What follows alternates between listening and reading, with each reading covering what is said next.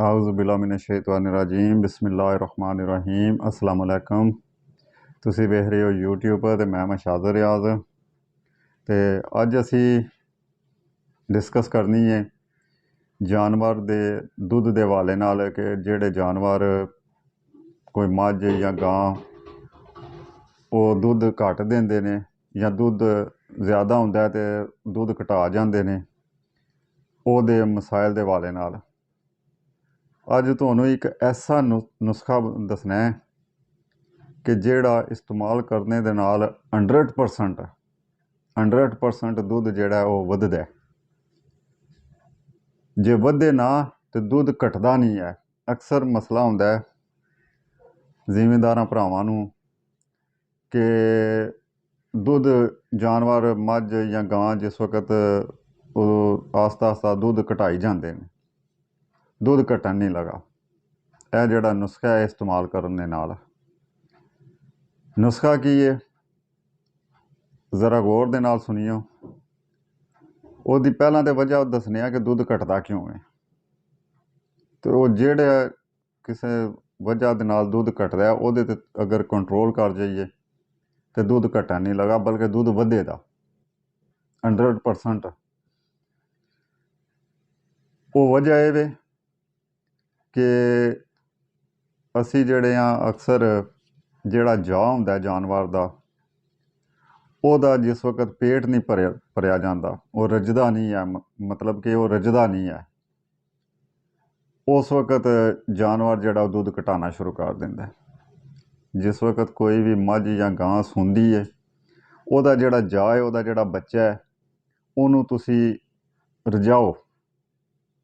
ਜਿਤਨੀ ਦੇਰ ਉਹ ਰੱਜ ਨਾ ਜਾਏ ਉਤਨੀ ਦੇਰ ਤੁਸੀਂ ਉਹਨੂੰ ਪਿਛਾ ਨਾ ਛਿੱਕੋ, ਲਾਲਚ ਨਾ ਕਰੋ। ਉਹ ਜਿਹੜਾ ਲਾਲਚ ਹੁੰਦਾ ਨਾ ਵਕਤੀ ਤੌਰ ਦਾ ਕਿ ਕਿਲੋ ਜਾਂ 2 ਕਿਲੋ ਦੁੱਧ ਦਾ, ਉਹ ਅਗਰ ਹਿਸਾਬ ਲਾਈਏ ਤਾਂ ਉਹਦੇ ਤੋਂ ਬਾਅਦ ਵਿੱਚ ਜਿਤਨੇ ਕੋ ਅਸੀਂ ਇਲਾਜ ਕਰ ਦਿੰਦੇ ਹਾਂ ਕਿ ਪਾਊਡਰ ਗੋਲਡ ਪਾਊਡਰ ਲਿਆ ਵੰਡੇ ਪਾ ਹੋਰ ਬੜਾ ਚੀਜ਼ਾਂ ਜਿਹੜੀਆਂ ਹੁੰਦੀਆਂ ਨੇ ਉਹ ਦੇਣੇ ਆ, ਅਲਸੀ ਆਲੀਆ ਜੂਆਂ ਕਿ ਦੁੱਧ ਵਧਾਉਣ ਵਾਸਤੇ ਕੋਈ ਖੀਰਾਂ ਬਣਾ ਕੇ ਦੇਣੇ ਆ। ਉਹਦਾ ਕੀ ਫਾਇਦਾ ਕਿ ਪਹਿਲਾਂ ਥੋੜ੍ਹੇ ਸਾਰੇ ਲਾਲਚ ਦੀ ਵਜ੍ਹਾ ਤੋਂ ਦੁੱਧ ਘਟਾ ਲੈਂਦੇ ਆ। ਜਾਂ ਨੂੰ ਦੁੱਧ ਪੂਰਾ ਦਿਓ ਜਾਂ ਰੱਜੇ। ਜਿਸ ਵਕਤ ਉਹ ਰੱਜ ਜਾਏਗਾ ਉਹਦੇ ਤੋਂ ਬਾਅਦ ਜਿਹੜਾ ਦੁੱਧ ਬਚਦਾ ਉਹ ਦੁੱਧ ਤੁਸੀਂ ਚੋ ਲਓ। ਜਿਤਨੀ ਦੇਰ ਜਾ ਡਾਲੀ ਨਹੀਂ ਲੱਗਦਾ, ਯਾਨੀ ਕਿ ਜਿਹਨੂੰ ਕਹਿੰਦੇ ਨੇ ਨਾ ਡਾਲੀ ਦਾ ਪਤਾ ਹੀ ਹੋਵੇਗਾ ਜਿਨ੍ਹਾਂ ਨੇ ਮਾਲ ਰੱਖਿਆ ਹੁੰਦਾ ਕਿ ਜਾ ਡਾਲੀ ਲੱਗ ਜਾਏ ਤੇ ਫਿਰ ਉਹ ਜਿਤਨੀ ਦੇਰ ਉਹ ਡਾਲੀ ਨਹੀਂ ਲੱਗਦਾ ਉਤਨੀ ਦੇਰ ਜਾ ਨੂੰ ਦੁੱਧ ਨਾਲ ਰਜਾਓ। ਉਹਦੇ ਤੋਂ ਬਾਅਦ ਜਿਸ ਵਕਤ ਡਾਲੀ ਲੱਗ ਵੀ ਜਾਏ ਤੇ ਤੁਸੀਂ ਅਗਰ 2 ਥਣ ਦੁੱਧ ਦੇ ਜਾ ਨੂੰ ਛੱਡਦੇ ਹੋ ਤੇ ਅਕਸਰ ਇਹ ਹੁੰਦਾ ਕਿ ਜੇ ਜਾ ਡਾਲੀ ਲੱਗ ਜਾਂਦਾ ਤੇ ਬੰਦੇ ਕਹਿੰਦੇ ਨੇ ਕਿ ਜੀ ਹੁਣ ਅਸੀਂ 2 ਥਣਾਂ ਦੀ ਬਜਾਏ 1 ਥਣ ਕਰ ਦਿੰਦੇ ਹਾਂ ਜਾ ਦਾ, ਤਾਂ ਕਿ ਦੁੱਧ ਦਾ ਅਸੀਂ ਦੁੱਧ ਦੇਣਾ ਹੁੰਦਾ, ਦੁੱਧੀ ਨੂੰ ਦੇਣਾ ਹੁੰਦਾ, ਦੁੱਧ ਪੂਰਾ ਨਹੀਂ ਆਉਂਦਾ ਪਿਆ, ਜਾ ਦਾ ਦੁੱਧ 1 ਥਣ ਕਰ ਦਿੰਦੇ ਹਾਂ। ਉਹ ਸਿਰਫ 1 ਜਾਂ 2 ਜਾਂ ਅੱਧ 3 ਦਿਨ ਤੁਹਾਨੂੰ ਉਹ ਦੁੱਧ ਜ਼ਿਆਦਾ ਮਿਲਦਾ। ਉਹ ਤੁਸੀਂ ਅਜ਼ਮਾਇਆ ਹੋਣਾ ਬਲਕਿ ਦੇਖਿਆ ਹੋਣਾ ਹਰ ਕਿਸੇ ਨੇ ਕਿ ਉਹ 2-3 ਦਿਨਾਂ ਤੋਂ ਬਾਅਦ ਫਿਰ ਦੁੱਧ ਉੱਥੇ ਦਾ ਉੱਥੇ ਹੀ ਆ ਜਾਂਦਾ ਜਿੱਥੇ ਪਹਿਲਾਂ ਆਇਆ, ਬਲਕਿ ਉਹਦੇ ਤੋਂ ਵੀ ਘੱਟ ਜਾਂਦਾ। ਤੇ ਫਿਰ ਅਸੀਂ ਜਿਹੜਾ ਉਹ ਇਲਾਜਾਂ ਵੱਲ ਭੱਜ ਪੈਂਦੇ ਹਾਂ ਕਿ ਜੀ ਇਲਾਜ ਕਰਾਈਏ, ਜੀ ਮੱਝ ਦੁੱਧ ਘਟਾ ਗਈ ਹੈ, ਗਾਂ ਦੁੱਧ ਘਟਾ ਗਈ ਹੈ, ਪਹਿਲਾਂ ਇਤਨਾ ਦੁੱਧ ਦਿੰਦੀ ਹੈ ਹੁਣ ਜ਼ਿਆਦਾ ਵੀ ਥਣ ਘਟਾਇਆ ਤੇ ਦੁੱਧ ਘਟਾ ਗਈ ਹੈ। ਉਹ ਦੁੱਧ ਘਟਾਇਆ ਨਹੀਂ ਹੁੰਦਾ। ਜਾ ਦਾ ਜਿਹੜਾ ਦੁੱਧ ਹੁੰਦਾ ਉਹ ਜਾਨਵਰ ਰੱਖ ਲੈਂਦਾ। ਤੁਸੀਂ ਅਗਰ 2 ਥਣ ਦੁੱਧ ਦੇ ਰਹੇ ਹੋ ਜਾ ਨੂੰ ਤੇ 2 ਥਣ ਜਾ ਦੇ ਰਹਿਣ ਦਿਓ, ਤੁਹਾਨੂੰ 2 ਥਣਾਂ ਦੇ ਵਿੱਚ ਵੀ ਉਹੀ ਦੁੱਧ ਮਿਲੇਗਾ ਜਿਹੜਾ ਤੁਸੀਂ 3 ਥਣਾਂ ਵਿੱਚ ਲਓਗੇ।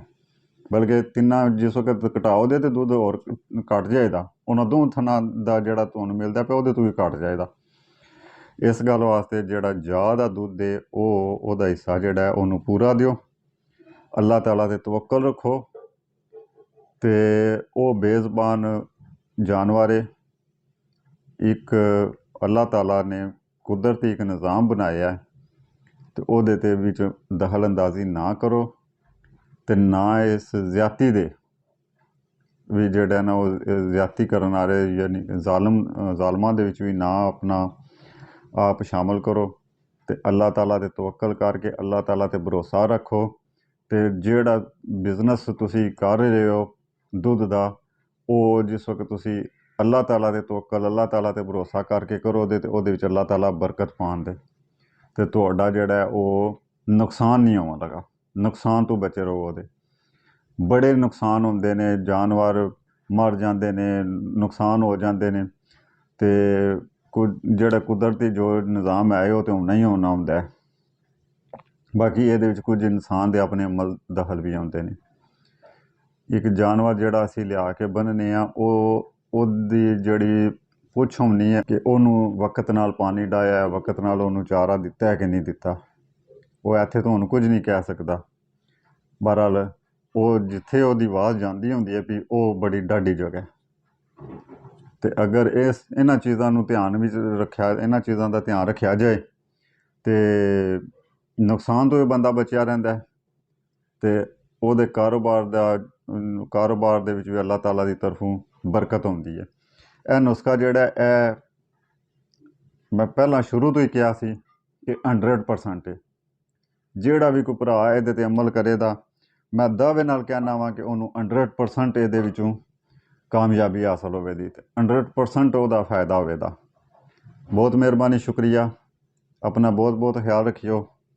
ਅੱਲਾਹ ਤਾਲਾ ਸਾਨੂੰ ਸਭ ਨੂੰ ਹਮੇਸ਼ਾ ਅਕਲ ਹਲਾਲ ਦੀ ਰੋਜ਼ੀ ਕਮਾਉਣ ਦੀ ਤੌਫੀਕ ਅਤਾ ਫਰਮਾਨ। ਅਤੇ ਚਲੋ ਚੱਲਦੇ ਹਾਂ ਅਸੀਂ ਆਪਣੀ ਅੱਜ ਦੀ ਵੀਡੀਓ ਵੱਲ, ਜਿਹੜੀ ਕਿ ਮੰਡੀ ਦੇ ਵਿੱਚ ਅਸੀਂ ਵੀਡੀਓ ਬਣਾਈ ਹੈ, ਉਸ ਵੀਡੀਓ ਵੱਲ ਚੱਲਦੇ ਹਾਂ। ਬਹੁਤ ਮਿਹਰਬਾਨੀ, ਸ਼ੁਕਰੀਆ। अस्सलाम वालेकुम जी। वालेकुम सलाम जी।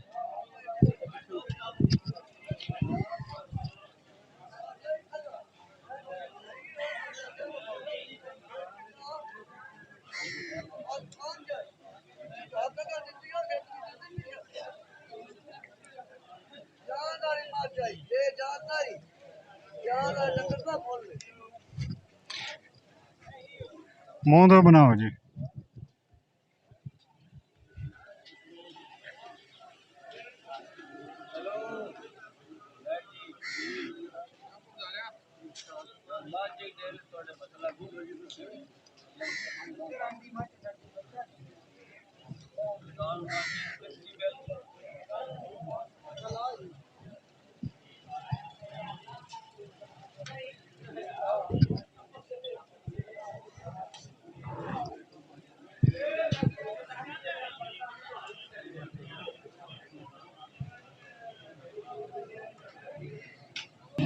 अस्सलाम वालेकुम। वालेकुम सलाम। की डिमांड है जी? डिमांड 3.5 लाख रुपये। ते कितना चिर हो गया? सुबह से हुई है 10 बजे नाल। आज 10 जा। ते अपना की नाम है ਤੁਹਾਡਾ? मोहम्मद जैन। ਕਿਹੜੀ ਜਗ੍ਹਾ ਤੋਂ? कांग चन्न ਕਾਂਗ ਚੰਨਰ ਮਗਵਾਲ ਤੋਂ? जम्मू को। ਅੱਛਾ ਅੱਛਾ।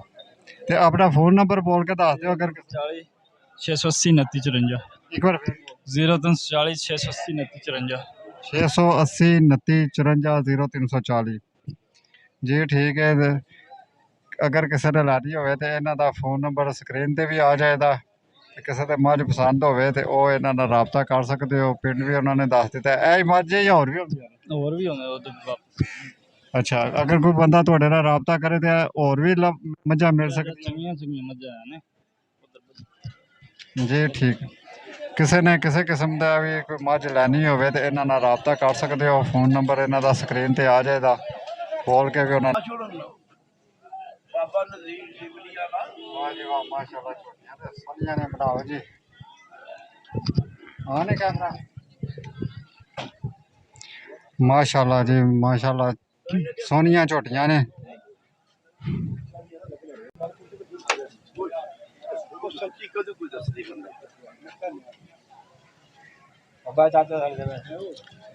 अस्सलाम वालेकुम। वालेकुम सलाम जी। ਦੋਵੇਂ ਝੋਟੀਆਂ ਤੁਹਾਡੀਆਂ ਨੇ जी साड़ियाँ अल्लाह दा माल है। ਤੇ ਕੀ ਇਹਨਾਂ ਦੀ ਡਿਮਾਂਡ ਜੀ? इन्हों का डिमांड 6 लाख रुपया दोवां दा। ਦੋਵਾਂ ਦਾ? ਦੋਵੇਂ ਕਿਤਨੇ ਸੂਏ ਚ? ये दो ही पैलन जी। ਪਹਿਲਾਂ ਨੇ। या ਆਪਣਾ ਫੋਨ ਨੰਬਰ ਬੋਲ ਕੇ ਦੱਸ ਦਿਓ ਤਾਂ ਕਿ ਕੋਈ ਬੰਦਾ ਤੁਹਾਡੇ ਨਾਲ ਫੋਨ ਤੇ ਰਾਬਤਾ ਕਰਕੇ ਫਿਰ 0344 57 34 768 ਇੱਕ ਵਾਰ ਫੇਰ ਬੋਲ ਦਿਓ। 0344 57 34 768 ਕਿਹੜੀ ਜਗ੍ਹਾ ਆਪਣਾ ਸਿਮਲੀ ਸਰਾਇਲ ਵੀਰ ਸਿਮਲੀ ਰਾਏ ਆਲਮਗੀਰ ਸਿੰਬਲੀ ਹਾਜ਼ਰੀਨ ਬਾਬਾ ਨਜ਼ੀਰ ਦਾ ਫੋਨ ਨੰਬਰ ਸਕਰੀਨ ਤੇ ਵੀ ਆ ਜਾਏਗਾ ਤੇ ਇਹ ਦੋ ਝੋਟੀਆਂ ਇੱਥੇ ਮੌਜੂਦ ਨੇ। ਇਹਦੇ ਤੋਂ ਇਲਾਵਾ ਵੀ ਅਗਰ ਕਿਸੇ ਡੇਰਾ ਮਾਲ ਬਹੁਤ ਹੈ ਗਾਵਾਂ ਮੱਝਾਂ ਡੇਰੇ ਤੇ ਬਹੁਤ ਮਾਲ ਹੈ, ਅਗਰ ਕਿਸੇ ਨੇ ਕੋਈ ਲੈਣਾ ਹੋਵੇ ਤੇ ਇਹਨਾਂ ਨਾਲ ਫੋਨ ਤੇ ਰਾਬਤਾ ਕਰ ਸਕਦੇ ਹੋ ਤੁਸੀਂ। ਤੇ ਇੱਥੇ ਵੀ ਸੋਹਣੀਆਂ ਝੋਟੀਆਂ ਨੇ, ਇਹਨਾਂ ਦੋ ਝੋਟੀਆਂ ਦਾ 6 ਲੱਖ ਰੁਪਇਆ ਮੰਗ ਰਹੇ ਨੇ। ਇਹਦੇ ਤੋਂ ਹੇਠਾਂ ਉਤਾ ਹੋ ਜਾਏਗਾ ਜਾਇਜ਼ ਮੁਨਾਸਬ ਕਰ ਦੇਂਦੇ। ਅਗਰ ਕੋਈ ਬੰਦਾ ਵੀਡੀਓ ਵੇਖ ਕੇ ਇਹਨਾਂ ਨਾਲ ਰਾਬਤਾ ਕਰਦਾ ਤੇ ਡਿਸਕਾਊਂਟ ਜਿੱਥੋਂ ਤੱਕ ਹੋ ਸਕਿਆ ਉਹ ਕਰ ਦੇਂਦੇ। ਜੀ। 4-4 5-5 ਦਿਨ ਦੀਆਂ ਸੂਈਆਂ 4-4 5-5 ਦਿਨ ਦੀਆਂ ਸੂਈਆਂ 4-4 5-5 ਦਿਨ ਦੀਆਂ ਸੂਈਆਂ ਨੇ ਜੀ। ਠੀਕ ਹੈ, ਬਹੁਤ ਮਿਹਰਬਾਨੀ, ਸ਼ੁਕਰੀਆ ਅੱਲਾਹ ਹਾਫਿਜ਼ ਜੀ। ਨਾਜ਼ਰੀਨ ਇਹ ਮੱਝ ਸੱਜਰੀ ਸੂਈ ਹੈ। ਪਹਿਲਾ ਕੈਮਰਾਮੈਨ ਮੱਝ ਦਿਖਾਉਂਦੇ ਨੇ।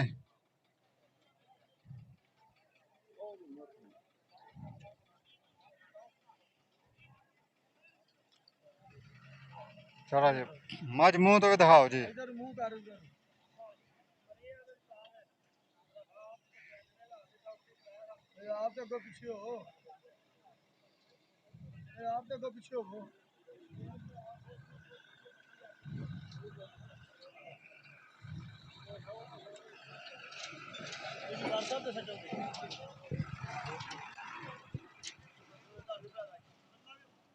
ਸਾਡਾ ਚੈਨਲ ਹੈ ਉਹ ਚੱਲਦਾ